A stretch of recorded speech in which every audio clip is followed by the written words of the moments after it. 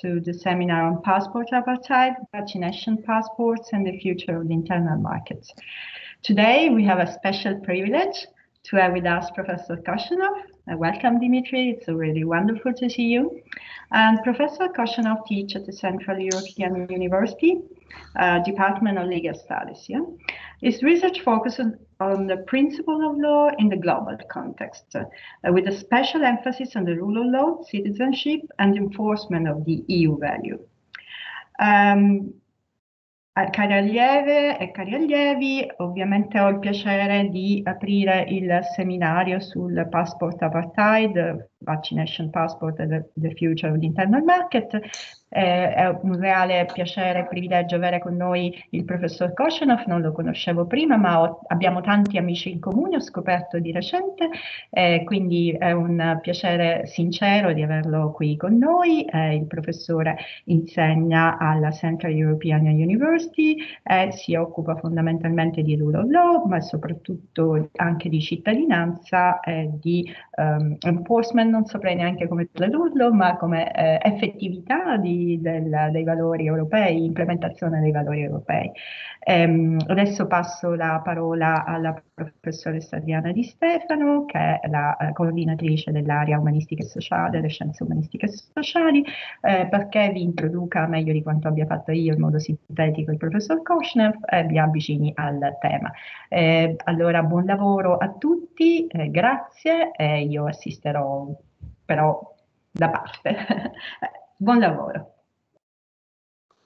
Grazie alla nostra Presidente e grazie al nostro special guest di questa sera. Abbiamo il piacere di avere con noi our passport professor Dimitry Kochenov with a discussion, a conversation, if you want, on his last book, which was translated in different languages, also in Italian by the editor Il Mulino, translated by Costanza Margiotta, and was a really interesting and provocative occasion to turn back to citizenship issues, always open, always fascinating, in a perspective which I would say is truly transdisciplinary, interdisciplinary. Dimitri, have to know that our seminar series and back discussion here at the Scuola Superiore di Catania are mainly focused on interdisciplinarity and contamination of question, topics, problems. We are gathering all our students from the two classes of the school, the Humanities and Social Sciences class and scientific class with students from medicine, engineering, maths, and so on. So we have a very mixed public, but we have also some alumni from the University of Catania and the Scuola Superiore di Catania back here to listen and join our seminar of this afternoon. The strength of Professor Kochenov's profile is its ability and passion in going beyond the ivory tower of academy and meet people, society, not just public actors, but private actors, and mix all together in a discourse that invests a lot in the future, not just in the past, but also in the future. And your topic of this evening, mostly based on citizenship and the future of borders, right, and internal market issues in the post-pandemic, is a very interesting case studies about how and to what extent the pandemic and the post-pandemic still take us back to borders narratives, border narratives more than ever as a kind of paradox, and together with reciprocity, bilateralism, biopolitics of vaccinations, and so on. So against solidarity discourses, we are here on the table the big issues of free movement, but also of European and global justice in terms of inequalities and access to public health services and basic freedoms. So you have the floor now for a discussion of about 30 minutes, and then we'll open the Q&A session for more intervention. Please, Dimitry, you have the floor. Bellissimo, grazie mille professoressa, è un grandissimo piacere per me di essere lì in Catania, è la prima volta per me, ma ho insegnato alla scuola simile, mi sembra, scuola degli studi superiori a Torino. Gli studenti erano assolutamente perfetti. It was an amazing experience, because there were nursery students, there were mathematicians, all kinds of disciplines represented in the room. So the discussion was always spectacular. This is why I actually accepted this invitation with overwhelming pleasure and true joy. So it's an honor to be here. And I will be connecting my little book on citizenship, which I invite you to read, of course, in versione italiana così, c'è anche una versione russa, se volete leggere in russo. Altre lingue sono anche disponibili. Could anyone switch on the camera, actually? It's much nicer to see. Yeah. Grazie, Presidente. So the talk will then connect that perspective with what's going on in terms of the pandemic and the management of borders in the European Union. And my take, very quickly, not to hide anything until the end, is that what we are living through is a total disaster, because the Commission has somehow stepped back from the spotlight of regulation and allowed for some strange things to happen, giving it a blessing, namely bilateral regulation, where member states are free without using any kind of justification and any kind of rationalization in terms of health governance to block each other's citizens at the borders of the internal market. But that will be the end. So let me start in the beginning. And the beginning is a sad one indeed, because we are used to thinking about citizenship as something very positive. And any book on citizenship, any textbook on citizenship will tell you that citizenship is about rights, citizenship is about self-government, citizenship is about empowering ourselves as a society, about liberating ourselves. And indeed, it's very difficult to disagree. So where does citizenship come from? It comes from the destruction of strictly stratified class-based society, where interpenetration between classes was very, very difficult. So the idea of liberation is precisely the creation of a society. And that's where citizenship was overwhelmingly instrumental. So what were the implications of that in the face of the law? Very obvious. Citizenship created equality before the law. So for the first time, the same law would apply in the same way to a peasant and to a count, and of course to the king as well. And that's the creation of modern democracies.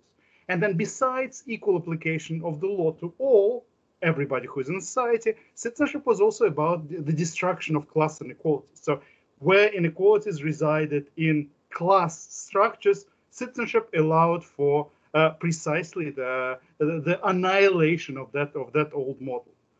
But today, citizenship plays a different role. So my book is not about history as much as about current affairs. And in current affairs, the situation is radically different. If we rely on Branko Milanovic and other contemporary economists who look at inequality, then it becomes absolutely clear that inequality is not about class anymore, not chiefly. Inequality is about space. And once inequality is about space, empowerment means, or potential empowerment of those who are disenfranchised, those who are excluded, those who are denigrated by the current system of inequalities and indeed humiliation, the switching of rights, implies opening up interpenetration between these spaces. So Milanovic gives plenty of examples. If you're lucky enough to live your life in Italy, in France, in any leading country in terms of basic development and in terms of economic achievements, then what you will be entitled to by your labor and by your lifelong engagement is not to be compared with those who live in second-rate countries upon the same count, or third-rate countries. So there is a difference of hundreds of times in terms of how much you will earn, no matter what kind of education you have got, no matter what kind of intelligence you have got, if you earn that in the US compared with Brazil. And then there are thousands of times difference between Brazil and sub-Saharan African countries. So space determines the ceiling of your opportunities. And then looked through this prism, citizenship acquires a radically different meaning, because as opposed to egalitarian, the role that it plays within one society, citizenship becomes the main enforcer of inequality in the world, the main enforcer of this basic paradigm that by birth you can be excluded from opportunity simply because you are confined to a wrong space. Why is that? It's simply because the main right of citizenship is the right to reside and to work in the territory which the issuing state controls. And this means that citizenship is about borders. And citizenship is about making borders impenetrable for those who come from second-rate or third-rate spaces.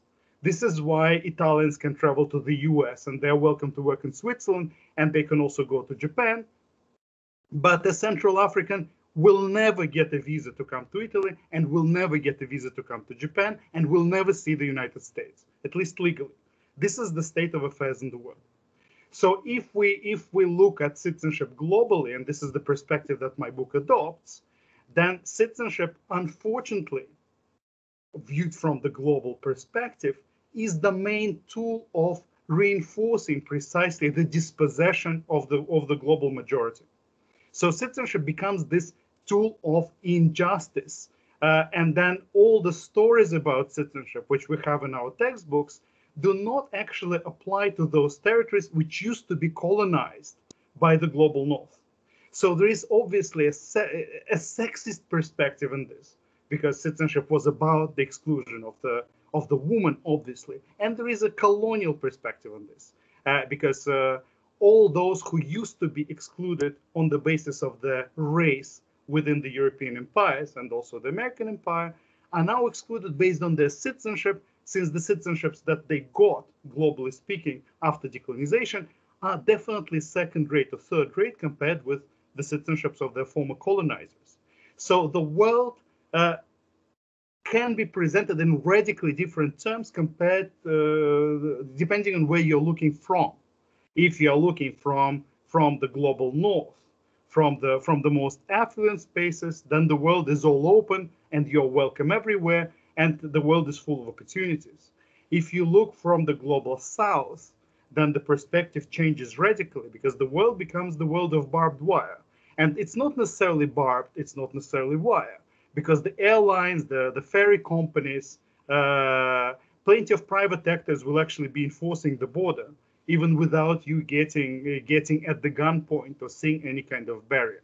So the basic lesson number one from the book I'm talking about is that citizenship is about rights only for the global minority. And for the global majority, citizenship is about liabilities, sometimes very, very painful liabilities. And if we look at the statistics of people changing citizenship, it's very clear to see from this paradigm why there are not so many Americans naturalizing in the European Union and not so many Europeans naturalizing in Japan, etc., etc. While there are plenty of Brazilians, Russians, Chinese, Ukrainians, Uruguayans who would seek a citizenship which is better than their own. So this is the basic citizenship story.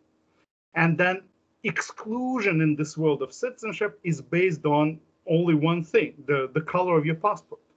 Because unlike the rest of exclusionary models, which are justified based on someone's education, you need a certain diploma to engage in a certain activity, you need certain experience to engage in certain activity, you need to meet basic qualifications in order to satisfy some requirements. And then if you don't, you will be excluded. This kind of rationality doesn't apply to the world of citizenship.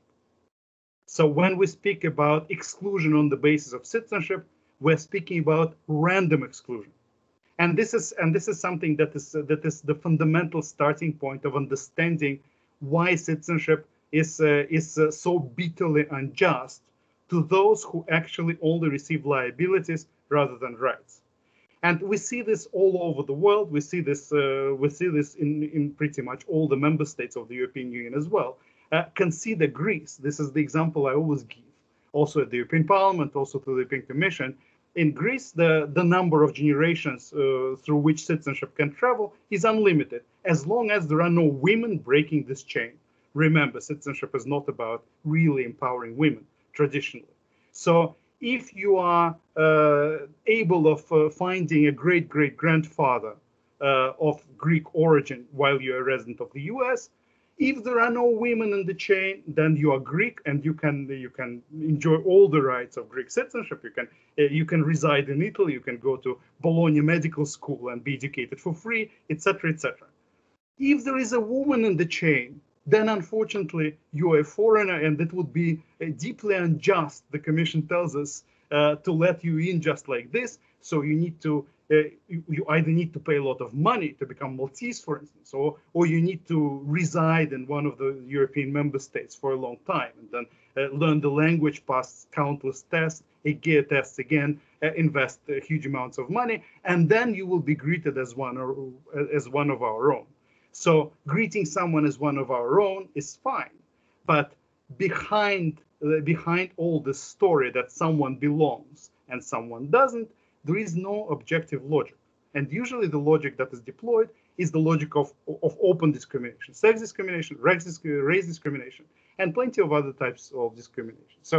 So citizenship is a random distribution of liabilities to the majority of the population of the world. And then once we accept this paradigm, let's look around and see whether there are any exceptions. And an exception would be a world where citizenship doesn't actually play a role, where it's not your citizenship, but your education, your talents, or the lack thereof, your wealth, whatever else, anything that can be objectively checked, plays a bigger role and gives you bigger chances and allows you to live your life as you want to live it, rather than as the prejudices dictate, which connect to the color of the document on which you travel. And as a small aside, if you travel around the airports, you see that border guards always react to the color, because they're horrible colors. If your passport is light blue, like the old Moldova Republic, current Kazakhstan, it means that you will be checked all over, no matter what, simply because you haven't hidden the passport. That's why this passport hiding covers are very, very popular in those countries, because once you get a burgundy colored cover, then you will simply be abused less. And well, the same applies to brown passport, black passports. New Zealand is the only exception. So the color is already the indicator, and it's not necessarily your skin color, and it's not how you look. You can be a very wealthy, Harvard-educated person, but unfortunately, this blue little booklet will actually single you out as not potentially, but really legally a second-rate person. So then there are places where citizenship doesn't play a role. And the European Union has proclaimed itself to be one of those places. So this is something that we cherish so much if we approach the European Union from the citizenship standpoint in the whole European project, because the starting point of the internal market, if we speak about the free movement of persons, but also if we speak about other aspects of it, this is the core, is non-discrimination on the basis of nationality. What does it mean? It means that your passport doesn't matter. So if the internal market works fine, then at least in Europe, there is a potential to overcome this poisonous random essence of what citizenship has evolved into from its liberating starting points. And this is something that definitely attracts plenty of foreigners, especially plenty of people from these second-rate countries, which are wealthy but which don't give you a citizenship connected with many rights, to the idea of the European Union. The European Union liberates in terms of making this random distribution of liabilities irrelevant. And as long as it works, it's something that definitely gives a boost to the European idea. This is the main line in all the case law of the Court of Justice on European citizenship. This is the main line in the case law of the Court of Justice on free movement of persons, how to avoid discrimination on the basis of nationality. In essence, this is a very difficult case law line.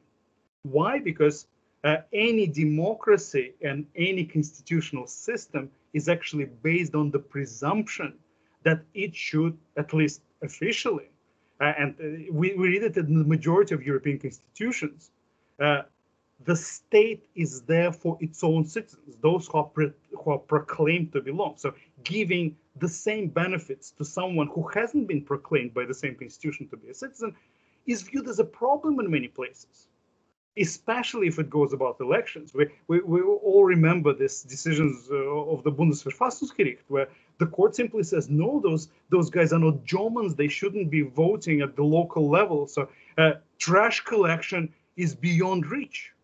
And they had to change their constitution to come closer to the European ideal.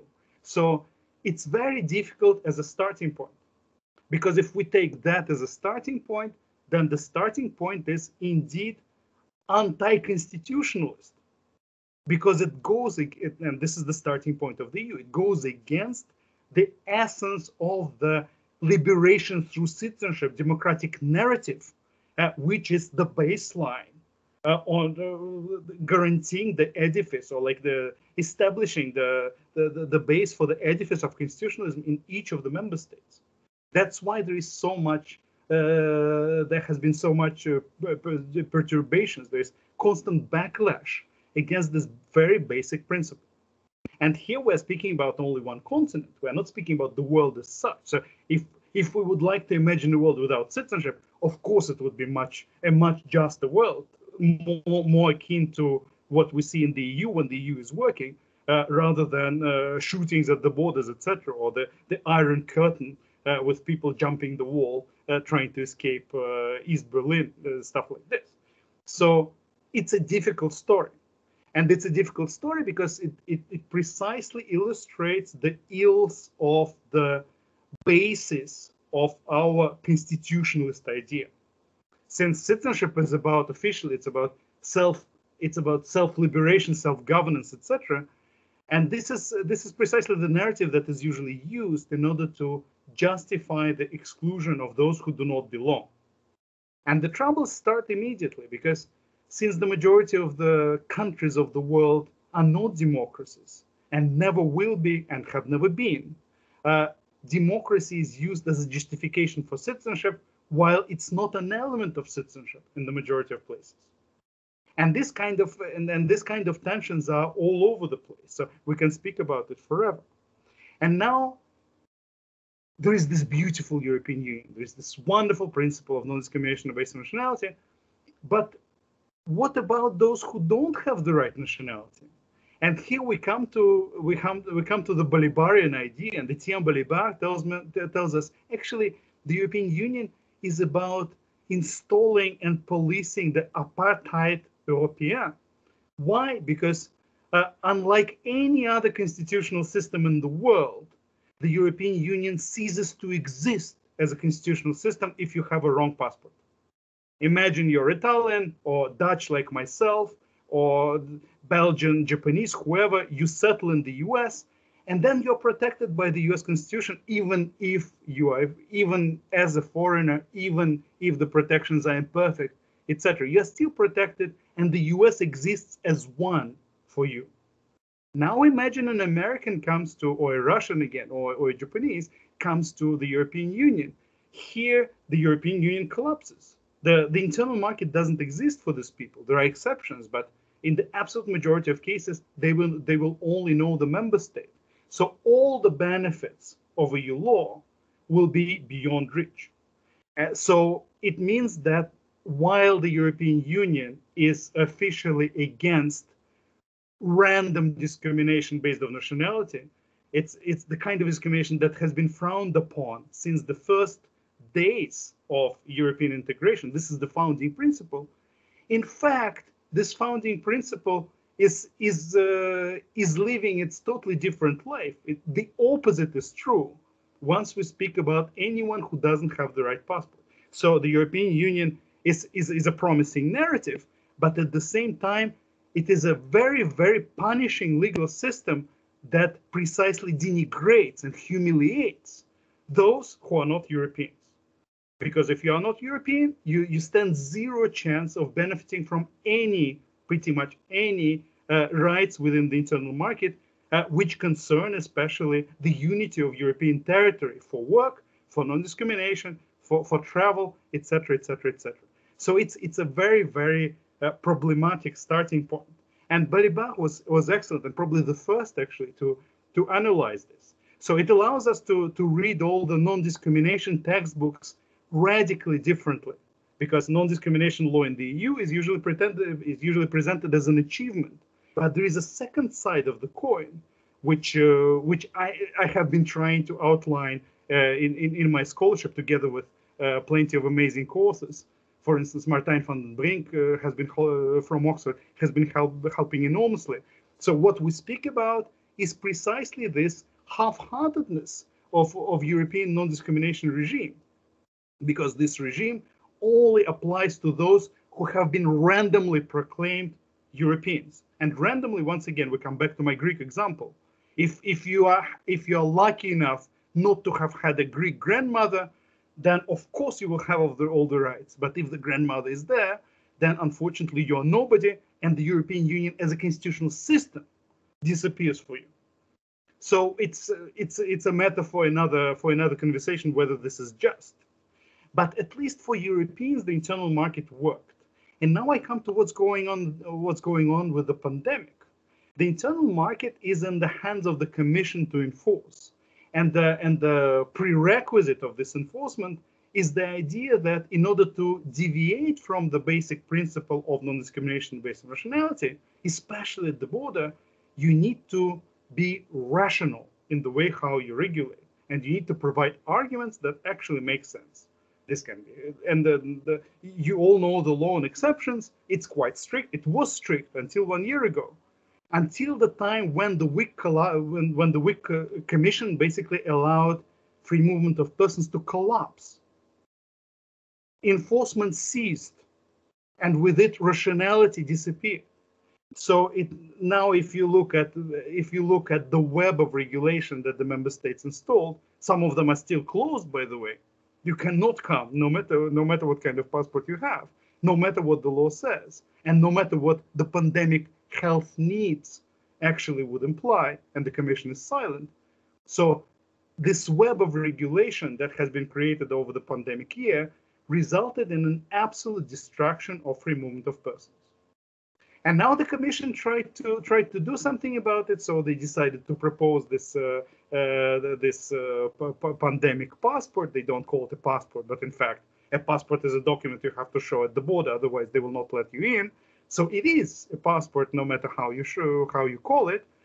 And this passport is premised on the idea that the internal market is not there, and that the Commission will not regulate anything, and that there will not be any free movement of persons. This is a disaster. Why am I saying this? Because it allows the member states to decide themselves on what kind of conditions these passports are issued, and whether those passports issued by other member states will actually be accepted at all, depending on the types of vaccination and the types of tests that are used. And here, we need to be absolutely clear about this. So There are plenty of vaccines and thousands of them are being developed. And unfortunately, the European Medicines Agency only has certified several. Two of the main vaccines, among a handful of main vaccines in the world, are not certified by the EMA. And those are the Russian Sputnik vaccine, which Lancet tells me it's absolutely effective, probably more effective than others, and Sinopharm vaccine, which is actually already certified by the World Health Organization and which has been proven effective by the same scientific sources. So those two vaccines are excluded. These are the vaccines that are precisely the most used vaccines in the third world, which is outside of what we would call the global north. It means that since the Commission expressly prohibits the member states from issuing any kind of passports on the basis of those vaccines, it means that the whole idea of a health passport is based on geopolitics rather than health concerns. There is absolutely nothing to say about health risks as the main driver behind such a passport, if we know that these vaccines work perfectly well, and if hundreds of millions of people already have been vaccinated around the world with those vaccines. And the outcome is very simple. And it also slashes, it also undermines the lives of plenty of European citizens, especially those who are in China, especially those who are in Latin America, especially those who are in the former Soviet space, because there are no other vaccines there. And these Europeans will not be entitled to any kind of recognition by the Commission, to any kind of standardized document which will allow them to experience free movement. And the same applies also to the non-standard vaccines, non-European vaccines used in the European Union. I'm currently in Budapest, and plenty of my the level of vaccination is very high, but plenty of my colleagues, fortunately or unfortunately, they are perfectly safe, they are perfectly sane, they are perfectly healthy, but they receive Chinese or Russian vaccines simply because the Commission has been failing in its procurement exercise, and the Hungarian government decided to go for other suppliers of other medicinal products.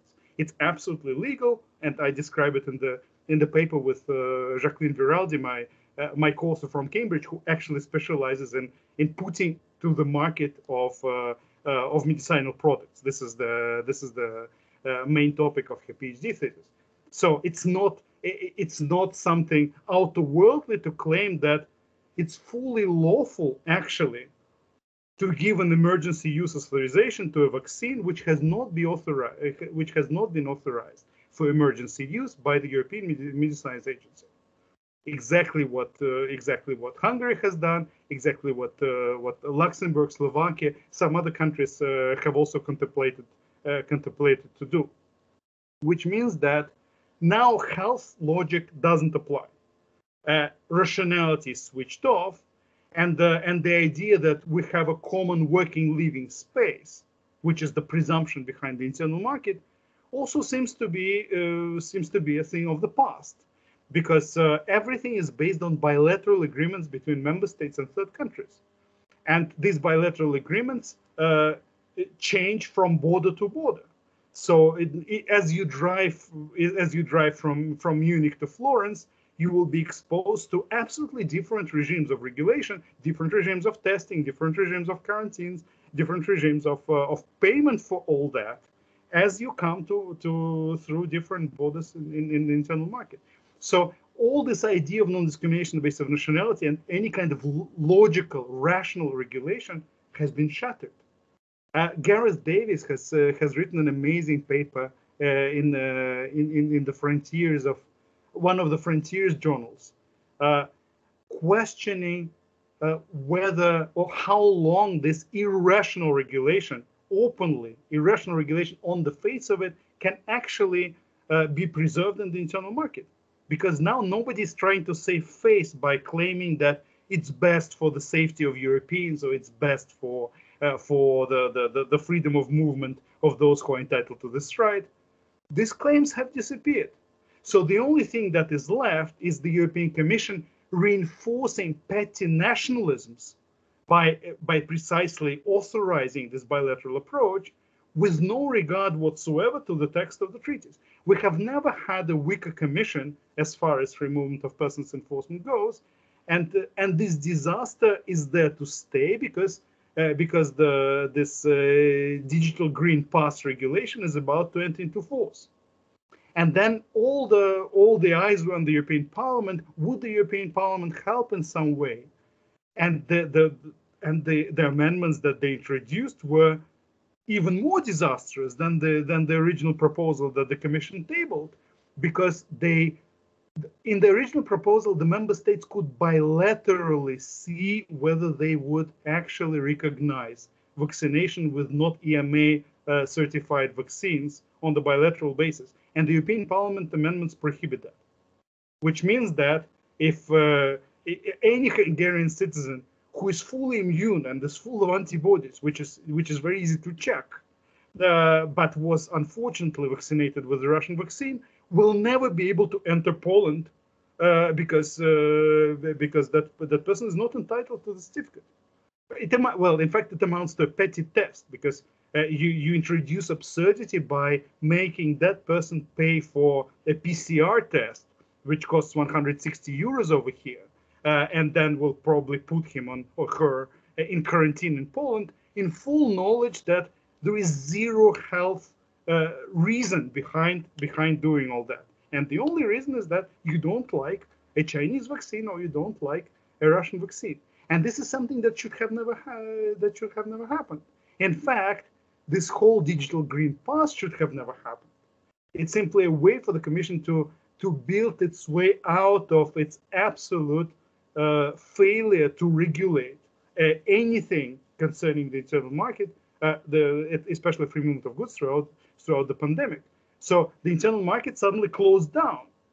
Is there any way to see any legal basis for this closure in the treaties? Probably not. But then the opening question, the question that remains is, how far should we endure this as Europeans? This is not what the Union was created for. It was not created to bully European citizens who, unfortunately, via their government, received the geopolitically wrong vaccine, which fortunately works, so they will not die as a result of possible COVID-19 contamination. So this is where I leave it. Citizenship is not a good thing for the absolute majority of the population of the globe. This is something that punishes, and this is something that deprives you of rights, but is seen as sacred. And then even at the epicenter of the richest, one of the richest unions in the world, all this story of free movement and equality and mutual respect can crumble for no reason whatsoever, because any kind of logical justifications are apparently not even required in order to keep on humiliating people at any border on the basis, again, of nothing. So nationalism is on the rise, and the internal market has been told goodbye, bye-bye. So this is where we are at the moment, unfortunately. And I advised a couple of papers. So if you are interested in this perspective, you are more than welcome to have a look, because we have, with my co-authors, we have detailed referencing, and we have a fully built, clear argument as far as these conclusions go. So I thank you very much, and I'm very, very open to any questions you might have. Many thanks, Dimitry. This was an overall picture mixing the book and the latest development of your papers you co-authored recently and shared widely. You've been you are still a star of passport, COVID passport in the European current debate. Here we are with some of us. I can see, guys, please open your camera so we can show at least a part of the class to our guests. It's nice to have some faces. Yes, it's always better than less. Yes, you're right, Dimitry. Okay, your discourse shows how inequalities can rise within EU through this mechanism, and this is the unsaid of the proposal. And a first question could be around alternative legal route to this state of the art. Are any alternative legal routes, I mean legal routes or political legal routes, realistic at this moment, according to you? We can build something on the other side of the coin. There is a different ways of thinking free movement within European borders and across European external borders that could be more sensitive to this kind of argument. Because we have to admit that it's not an easy task. You are showing us the elephant in the room. No, this is the problem. But what else could we imagine in terms of different perspectives?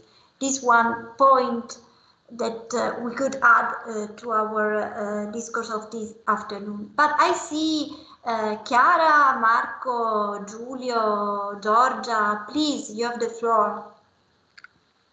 Whoa. So could I briefly answer, or should Sure, please, Dimitry. Yes. Legal. Well, I'm a lawyer, so the legal way would be the way of looking at the problem. But law, whether we want it or not, is based on the idea of rationality. There is no irrational law. There is no ideally. There is no inconsistent law. There is no retroactive law. So if you think rationally, then wherever anyone's rights are suddenly abolished, encroached upon, destroyed, wherever someone is humiliated on some basis, you need to demonstrate that it's fully rational and that it also is in compliance with your current legal framework.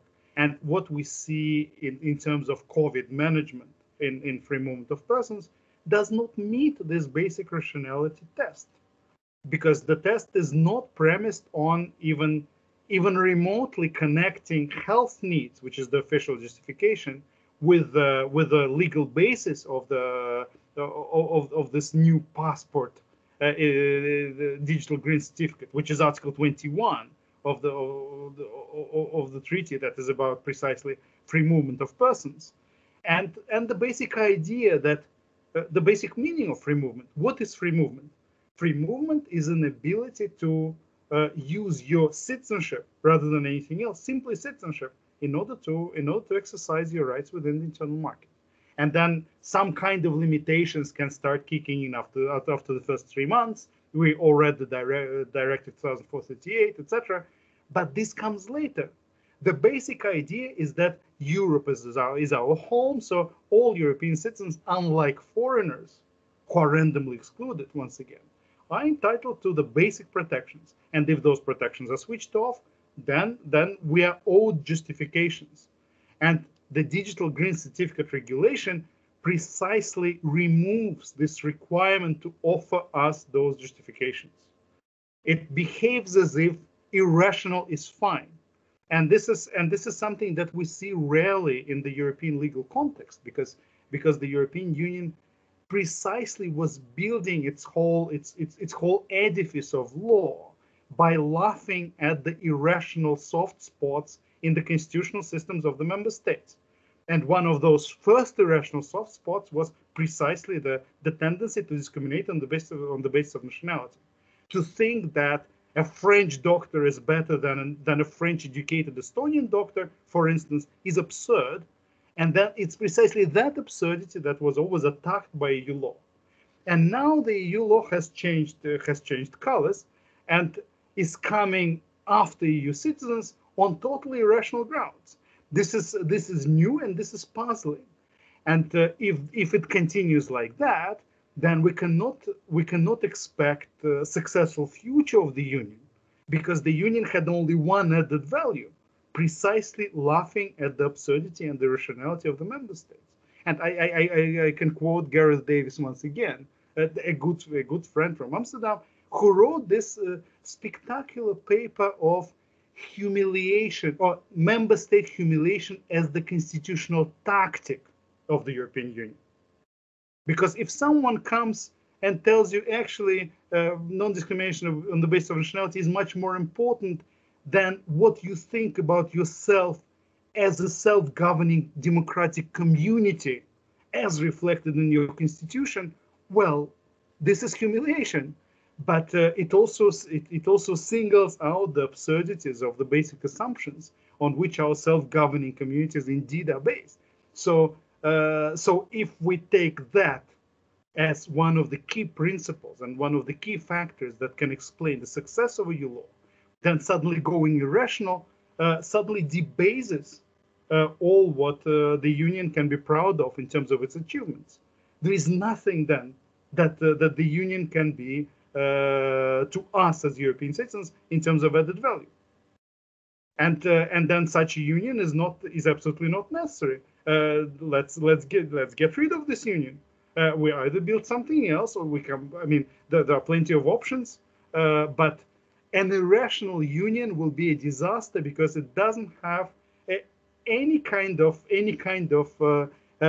proclaimed eternal, wholly democratic rationality that the national constitutions boast. So then the union emerges as an empty shell, and the necessity of it is quite unclear. So it's very, very dangerous, this kind of irrationality path. And then all those who are humiliated by the union way to regulate simply because they received the wrong vaccines, who know that they're immune and they are not a health risk, presumably, are all the justification. And this justification is excluded because the law is the law. So this is a big problem. I shut up now. I allow you to speak yourselves. We could even foresee since now contentious case against this kind of regulation through infringement of charter's right or whatever. I guess. Yeah, we're squarely within the sphere of EU competence. The free movement of persons. This is the holy cow, like any other kind of free movement, probably capital less so. But obviously, all of the charter rights apply, and the basic premise is that you need to be rational when you deprive someone of rights. But of course, the bigger picture is that you are never rational, because citizenship is simply not a rational concept, because it's the purity of blood of someone, which is, I mean, it's absurd. Once again, to present citizenship as having any value. So if you are ready to have absurdity as your main starting point, then it would be the main way to contradict what I'm saying. Then why not have absurd regulation all the way through? Well, the union was proclaiming itself to be taking as an entity that is taking distance from absurdity as the starting point, and that's precisely the problem. Sure. And also irrationality in terms of temporal scope of this kind of regulation, because it's not so clear till when and how to delimit temporally delimit. Yeah. Okay, guys, please. See what others have to say. Sorry? Let's open the floor and see what others have to say. Yes, please.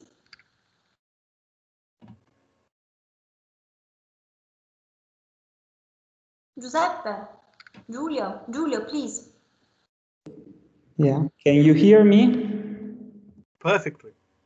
Okay.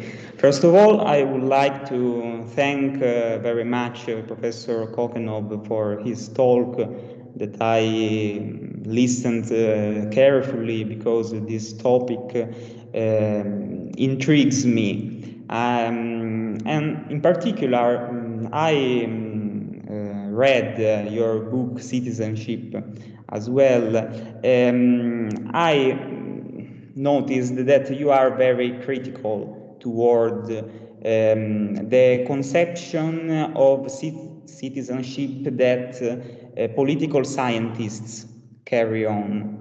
I am a student of political sciences, so this criticism triggered me, and I would be pleased if you go deeper in this criticism and say what you found wrong in those analyses.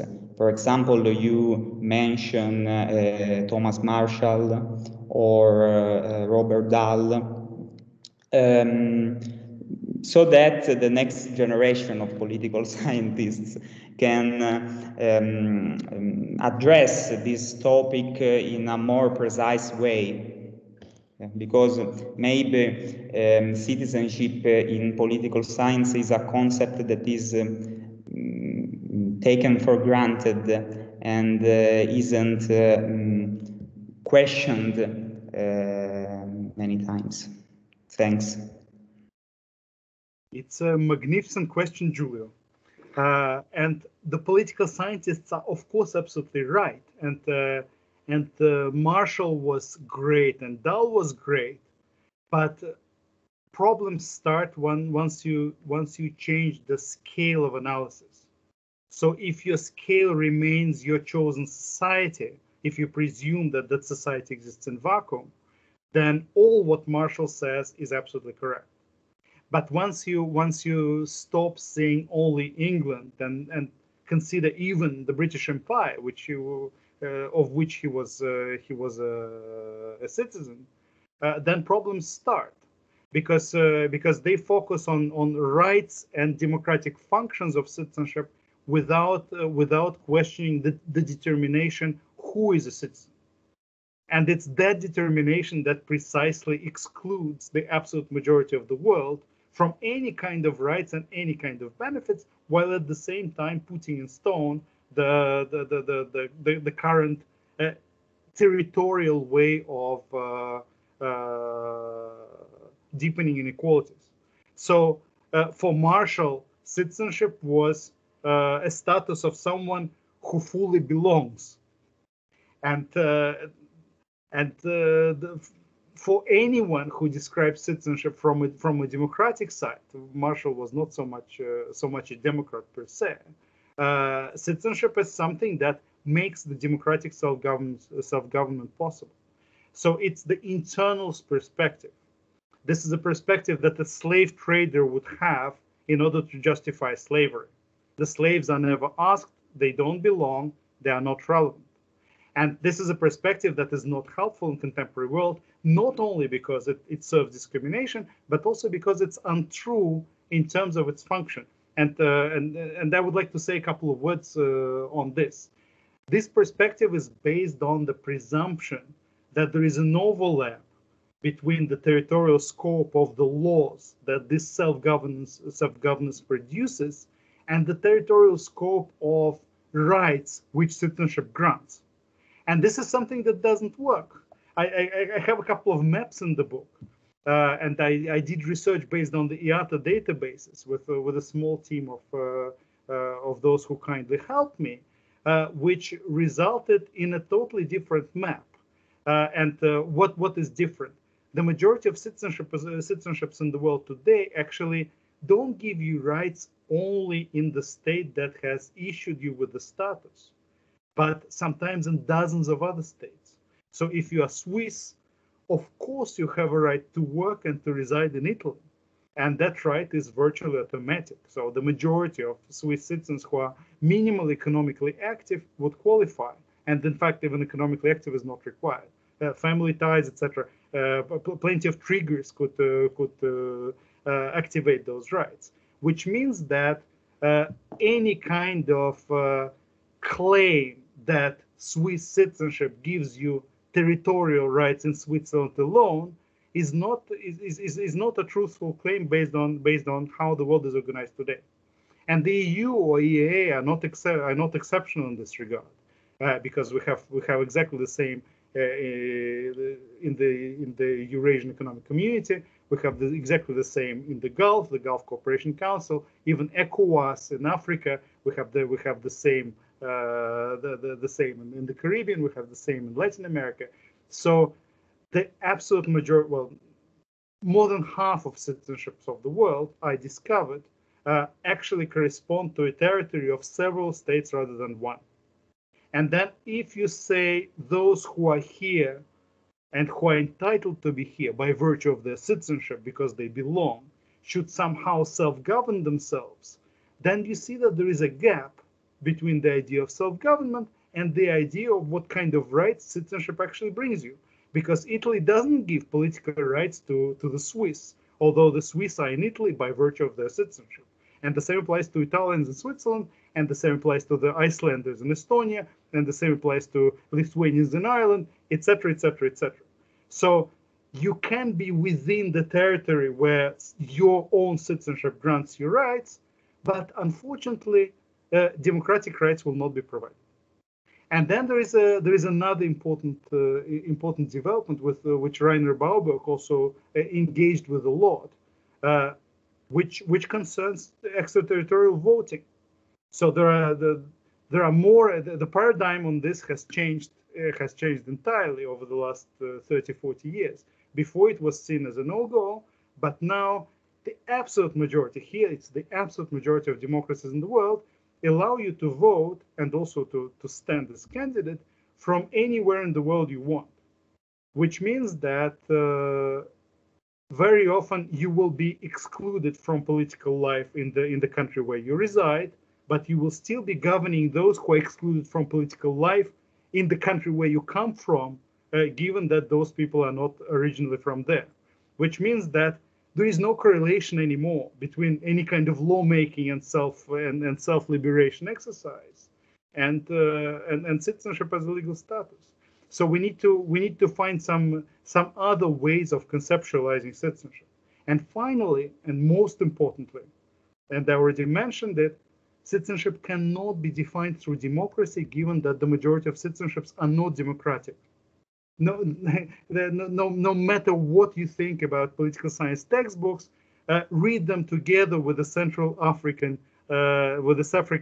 Central African citizen, together with Belarusian citizen, together with the citizen of Myanmar, and you will see someone who is genuinely surprised, because democratic rights in the minority of the countries of the world is a luxury situation that is unfortunately used by citizenship theorists and some citizenship scholars who are not diligent in order to theorize the exclusion of those who have never seen democracy in any way applying to their own situation. And this is something that allows a large percentage of political scientists of looking at citizenship benevolently, while they never explain to anyone why any kind of electoral participation should actually be based on neo-feudal blood transmission of a random status. Because neo-feudal blood transmission of random status obviously switches off all the achievements of democracy, which is premised on equality and, at least recently, on rationality. So in the world approached globally, as opposed to Marshallian world or the world of Dahl, etc., we find a global aristocracy of super citizens who are entitled by virtue of their ancestry. Let's be open about it, to all kinds of rights, including democratic self-determination, using their own privilege, randomly acquired privileged position, in order to disqualify all those who are not granted the same rights based on birth. And this is what Aylet Shakar characterizes as a birthright lottery. We are distributed different kinds of statuses, and the whole point of studying citizenship is precisely not to study what kind of rights are connected to the status which you have randomly received, what Marshall mistakenly thought was the wave to ride, and also Professor Ferraioli from Italy actually has demolished Marshall in such a beautiful way that it astonishes me when I see Marshall in footnotes. It's absurd what Marshall was saying, and we need to be open about it, because otherwise we keep on perpetuating absurdities, which is not what scientists should do. But once you depart from this Marshallian perspective, the main question is, how do you distribute rights? Why would you say to someone who was born in Italy, but from unfortunately wrong parents, and has never known any other country, that that person doesn't belong and should not actually be considered as falling within the citizenship bracket in the sense of Marshallian writings? That's the main problem. And if you stay with Marshall, then you actually don't see the whole landscape of citizenship, which is why it's easy for you then to use citizenship in order to discriminate and to humiliate by sanctifying it irrationally, rather than scrutinizing the essence of what lies behind the distribution of rights in the world. So this is what I tried to describe in the book a little bit. And the book is very much inspired by Christian Jobke's perspective, of course, and a couple of others, Peter Spiro from Philadelphia, superb scholars who have been saying exactly, Ferraioli as well, who have been saying exactly the same thing much longer than me. But I just tried to put it in a slightly catchy language, give a little bit more examples in order to come out to the world with a potentially or hopefully appealing narrative of what has been already studied for a long time. So it's a summary rather than a proclamation of something new. And the last point, if you want something really new, like something catchy, that's passport apartheid. So I'm very proud of that paper of five pages that actually explains why randomness is not good at all when you exclude and punish people the world over. And of course, passport here stands for citizenship. So it was a magnificent question. I hope I at least touched upon the surface of the importance of what the question was about. Thank you very much for your answer. I have taken notes. That's very kind. Giuseppe. Yeah, can you hear me? Yeah, so first of all, thank you very much for this very captivating talk. I've been very intrigued also by this notion of passport apartheid, which I think really conveys this idea of actual inequalities created by and perpetrated by citizenship. And as I've been particularly interested recently in migration studies, and this idea recalled to me the situation of undocumented migrants. To put it simply, those people without any official passport, since we are talking of passport apartheid, which reside in a foreign country, in a certain country. So if we talk in terms of hierarchy of citizenship, the situation of undocumented migrants is diametrically opposed to what you call super citizenship. They are not only third class or second class or third class citizens, but they lack the very juridical recognition of also the minimum rights, the minimum human rights, because they are physically present and they exist on the territory of a state, but they are incapable of appearing jurisdictionally. So they are somehow non-citizens, and that's my question was how this juridical non-existence of this non-citizens, fit in your critique of citizenship as a whole. And my second question concerns the state. You have told, took a look at your writings, and you developed very thoroughly this notion of this critique of citizenship. But let's say I am not sure I understood what is the room for the state in this critique, because let's say we abolish, we find somehow just arrangement to abolish citizenship. No, citizenship was the solution of one of your last paper, I think. And what is left of the state if we abolish citizenship? Because the state has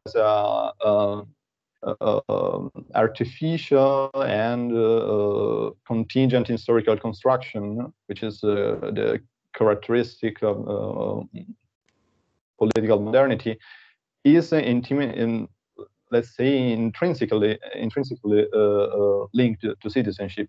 So will the abolition of citizenship would imply also the abolition, or at least the rethinking the state as we know it? These are amazing questions. It's really incredible. Thank you so much. I start with the second. The European Union is an illustration precisely of what happens, because if you take non-discrimination on the basis of nationality seriously, then all the citizenships of the member states are effectively abolished by EU law within the scope of its application. Of course, within the scope of national law, states can do and claim whatever, but in practice, EU law is ever penetrating. It's everywhere, and we have survived it, which means that all kinds of fictions can be proclaimed, but in practice, non-discrimination on the basis of nationality can actually function as a legal principle. Of course, I'm not speaking now about the Japanese, the Russians, and the Brazilians, to whom the whole constitutional system of the EU is invisible, but about Europeans, which means that once we prohibit France from treating a German and an Irishman differently from a woman from Lithuania, then precisely we start questioning what you connect to the state. And of course, we have to question that because we've seen what predator states do to people, and the whole history of the 20th century is about an eternal row of state-mandated and state-glorified crimes, which were paid for with millions and millions of lives and eternal misery. So I wouldn't say that state necessarily is something positive, but I don't want to say that I'm necessarily against the state.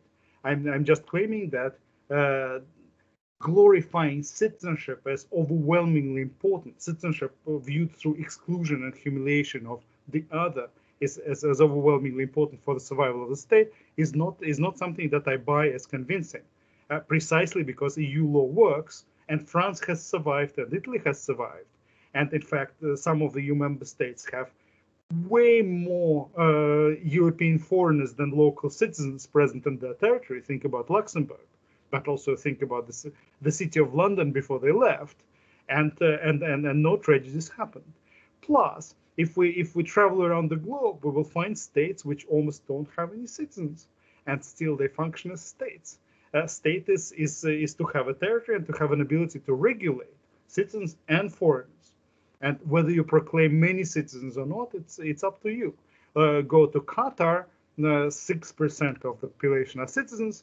Still, the state is very well functioning, and plenty of people hate it, and plenty of people love it, and it has its own successes and its own failures. But citizenry does not necessarily mean the whole of population. And it becomes even more interesting once we look at the transformation in terms of the shift from single citizenship to multiple citizenship that Peter Spear describes so well in his writings. Now the majority of my friends around here and also in the US have children who have 5, 6, 7 passports. And of course, if the percentage of such people grows, it relativizes the claims of each of those 7 states on the livelihood and crucial decisions taken in terms of in the context of the life project of that particular child by each of the particular states. So glorifying states as the end in themselves would probably be unreasonable. But I would also qualify even this. Paul Kjaer has a magnificent book on the arrangement of global authority. I think Routledge published it very recently, and he claims that in fact, no matter what the official narrative is, states as the main mode of societal organization in the world go back to 1970s or like the beginning of 1980s. Before the empires were still crucial, some other ways of social organization. So if we really buy the narrative that states appear with decolonization, really, then in fact, what the textbooks international law describe in terms of the state that is in possession of the territory and citizenry and of the capacity to exercise effective control, it's something radically new. In fact, it appeared as much as a result of this textbook proclamations as was described by those textbooks. So it's a very complex issue. But the bottom line is that you absolutely don't need to be an enemy of the principle of non-discrimination based on nationality in order to make sure that states actually continue to exist. And if you speak to any EU lawyer, you will hear exactly the same story. Not everybody is blunt in dismissing the national constitutional narrative. So here, Gareth Davis is my superstar because he simply states things as they are, including in his textbook that Cambridge publishes. He simply says, look, non-discrimination on the basis of nationality means your citizenship is abolished. And if your citizenship is abolished, well, if you read an international law textbook, then probably you should be concerned. What happens with the state? But we know that states are omnipotent in the European Union, especially now when the Commission is so weak. So in fact, we see very powerful states whose citizenship has been abolished. And it's up to the future theorists to think about it. And now I come to the first question, which I think is probably even more important, because it's based on a mantra that is really that lies behind all the repugnant deeds of citizenship that we can witness. The mantra that you somehow are a lost soul without citizenship. It's new, right? So before you could renounce your citizenship and you could simply live your life. There are plenty of great examples. Einstein renounced his citizenship, of course, when he moved to Switzerland because he didn't want to go to the military. He thought it was absurd. Nietzsche renounced in order to be a professor in Bern because they thought this local Germans and something dodgy. And he actually fought in the war against France, although he was in the German cavalry as simply a hangabout. He was not German by documents, but he spent his whole life stateless and was proud of it. And plenty of other people were in the same situation, either out of their own choice or because of necessity. And think about it, Nabokov, Prokofiev, all those Yugoslavs, Gombrowicz, Choran. I mean, a huge percentage of the most respected thinkers and doers, Grothendieck, if you think about mathematics, and leaders of the 20th century precisely chose to be stateless because they didn't trust they couldn't entrust their life into the hands of a state. We know what the state is about. But then international law developed in such a way, international law is the law of states, that it became more and more difficult not to be sold to one of the states as property from birth. Of course, we don't choose our citizenship, so some can be Iranian, tough luck, and others will be Italian. Congratulations. But this whole narrative that citizenship is a must is a flawed narrative. And Hannah Arendt has a lot to say about what it means, not just of being ascribed to a state, but actually benefiting from from the law and from the protections which would be connected to that status. And all of the 20th century actually is an illustration of how flawed this ascription and presumption that the ascription would actually bring you something in terms of benefits, how flawed that presumption is. So today, and this is what I delve into in my book, and I give all these examples of who happily lived without citizenship. Hitler was another example, in fact. He only naturalized a couple of days before becoming chancellor, because he was a persona non grata in Austria, although he was from there. So he couldn't actually be admitted in Austria. So he had to take it by force, kind of. And he naturalized by an old rule that if you are an official of the state, even a local policeman would do, then you become a citizen. So he was an official in one of the Länder for one day. All the documents were signed, and then he was good to go for the chancellor position. So the bottom line: sometimes you're much better off without a citizenship than with. So when the UN tells you, UNHCR, all the textbooks, with all respect to those textbooks, they are not written by the people from the third world, that it's better to be, say, Kyrgyz than to be a stateless person in Italy. Well, and I apologize for my French, it's utter bullshit. Because if we look at the different amount of rights that is apportioned from one citizenship to another, it's very easy to discover, and they keep this quality of nationality index, which I invite you to consult, that plenty of citizenship, indeed the majority of citizenships in the world, are rightless statuses. So by presenting the fact that someone doesn't have a citizenship as a problem, you simply play in the interests of the states, predating on human material without actually thinking about the rights of human beings. And if you start thinking about the rights of human beings, then you suddenly discover that giving a stateless person, a Syrian, an Iranian, a Central African, etc., citizenship, instead of leaving that person stateless outside of those spaces, is something that is a huge boost in terms of rights. And all of international law today is based on the premise that no citizenship is wrong and painful and rights depriving, while in fact we know that this is absolutely not true once we go to the less affluent countries of the global south. So this is a racist perspective that there is no causation, probably. Well, there can be causation, but there is definitely correlation.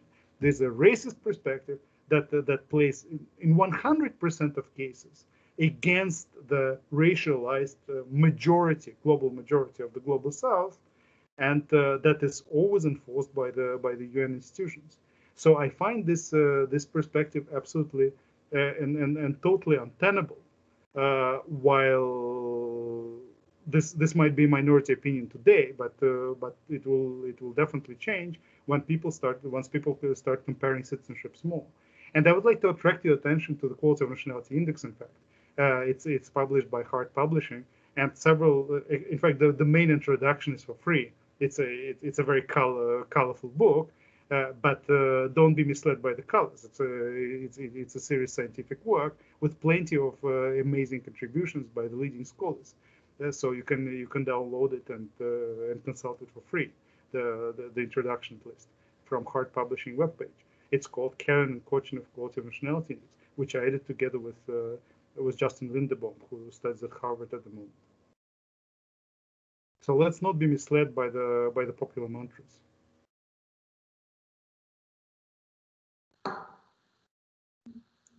Thanks, Dimitry, also for this last point of international law traditional approaches to citizenship and statelessness. Well, anybody else ready to intervene? Questions, comments? Chiara. Here I am. Can you hear me? Okay, very good. First of all, I wanted to thank Professor Kochenov for his brilliant presentation, as well as Professor Adriana Di Stefano for having allowed me to take part into the debate. Well, I have a question that arises from my personal experience. Indeed, during this pandemic outbreak, it happened that I needed to travel from Italy to Belgium and vice versa. And I got overwhelmed by the difference in the entry requirements provided by the two different countries. And as we saw this afternoon, member states are basically free to decide which type of COVID test would grant access within their territory, if PCR or anti-irogenic.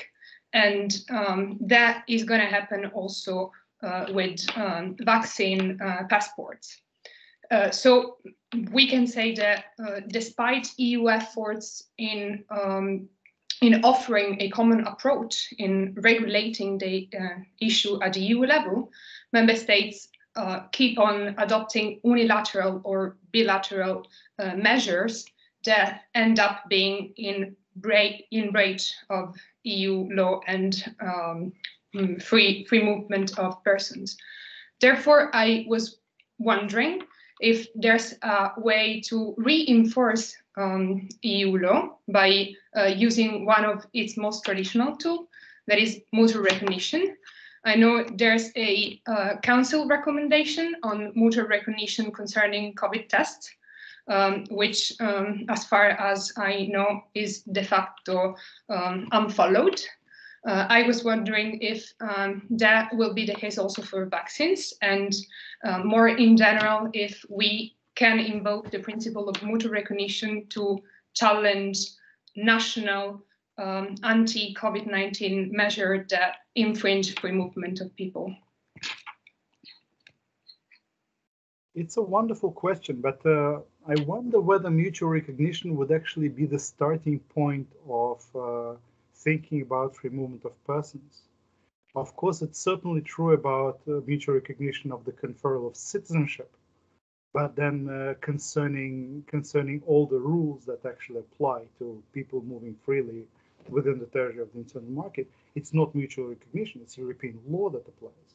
So what the context, the legal context, the framework that the Commission creates together with co-legislators via the digital green certificate is precisely premised on mutual recognition between states, and that's a problem because it gives up on part 2 of TFEU, which is the part establishing all the rules concerning European citizenship and the rights that European citizenship endows its bearers with in the territory of the internal market.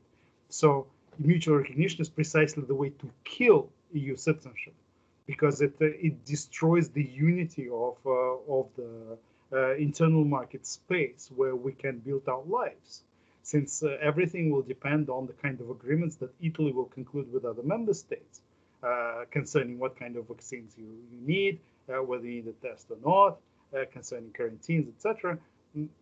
The regulation tries to tame the member states in this, but the basic premise is there. So the member states can recognize the Chinese vaccine, for instance, if they want, because it's a WHO approved vaccine, but unfortunately they cannot, under the regulation, recognize the Sputnik vaccine, and of course they will.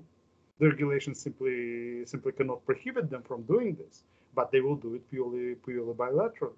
So every European is left in a web of incomprehensible regulation that was created in March last year, when first responses to the pandemic started, and when absolutely arbitrary border closures destroyed the established patterns of life of plenty of those who actually relied on the EU citizenship rights. So going bilateral is precisely a way to deny the rights which are established in the treaties. And then how to enforce the rights, that's a big question, because we have one institution whose sole responsibility is precisely to make sure that the EU law works well. That's the European Commission. And the European Commission has been absolutely abundantly dysfunctional pretty much on all the areas it's entrusted with, from which are relevant to our today's conversation, from making sure that free movement works, to making sure that procurement actually produces the sufficient number of vaccines, and that the rights that are proclaimed in the treaties are not simply outright abolished. And I say nothing about the basic logic of rationality of regulation that we would presume has to be the main starting point of thinking about law. All that is gone, and now we need to think how to go private properly in the enforcement of these rights. So we can bring cases in local courts, ask them to refer questions to the Court of Justice, etc. But it will take dozens of years if we are very optimistic. So we need the Commission to restart the Union, which is indeed premised on the fact that EU citizens have rights, and those rights can only be limited based on very strictly interpreted and very limited derogations, which are not nonsensical, but strictly rational and are based on verifiable information. And this is something that, well, everybody presumed the Commission would do, but it doesn't. So we are in this very difficult situation. And the worst case scenario would be if this kind of approach actually survives the pandemic, because once again, then there is little to say about the added value of the Union, since we can have bilateral agreements. Switzerland is a great example. Union Switzerland, other countries, and it works very well.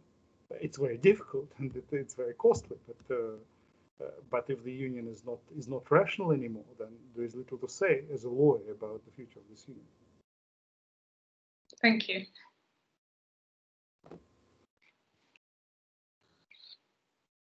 Grazie. Ancora prego, abbiamo spazio per ancora una domanda, forse due. Non vogliamo abusare del tempo del professore, però abbiamo ancora qualcosa. Prego. Abbiamo ancora 3 minuti. 3 minuti. Una domanda allora. Tantissimo tempo. Ma se non ci sono va bene, allora non ci sono. Benissimo. Non vedo mani alzate. Allora è tempo di ringraziare nuovamente a nome di tutta la comunità della scuola superiore, anche a nome della Presidente che si è allontanata ma che ascoltava da un altro dispositivo. Grazie. Grazie da tutti e da tutte, è stato davvero un piacere. Col professore Kochenov ci rivedremo domani per la cerimonia di diploma di licenza di Marco Fisicaro, e siete tutti invitati se volete. Grazie. Buona serata e arrivederci. Buona Grazie. Ciao. Ciao, arrivederci. Arrivederci. Grazie, arrivederci. Ciao ragazzi. Grazie, buona serata. Grazie a voi. Grazie, buonasera. Ciao Giulia.